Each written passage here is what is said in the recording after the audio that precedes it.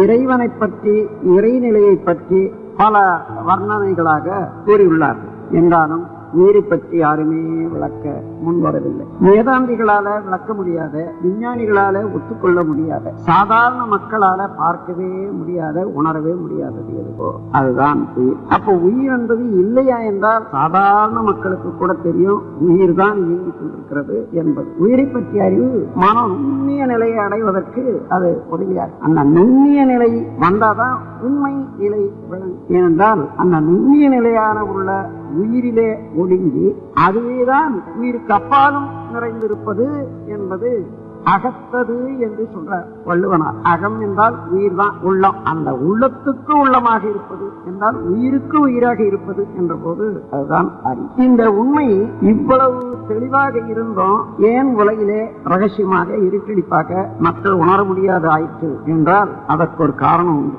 மனிதன் மனிதனை நேசித்து வாழக்கூடிய அளவுக்கு 6வது அறிவு பெருக்க வந்த போது இந்த உண்மை விளக்கம், உயிர் விளக்கம், வேதத்தை தோற்றியவர்கள் உயிரை உணர்ந்தார்கள், பிரம்மத்தை உணர்ந்தார்கள். உடல், உயிர், பிரம்மம். இந்த உடலை கண்ட மனிதன் உயிரை கண்டாதான் பிரம்மத்தை நேரடியாக தரிசிக்க முடியும். அதனால உயிர் உணர்வு, ஆன்ம தரிசனம் முதல்ல வேண்டும். ஆன்ம தரிசனத்தை மக்களுக்கு காட்டிவிட்டால் இறையருள், உண்மையான இறையருள் கிட்டிவிடும். இறைவன் யார் என்று தெரிந்து கொள்வார்கள்.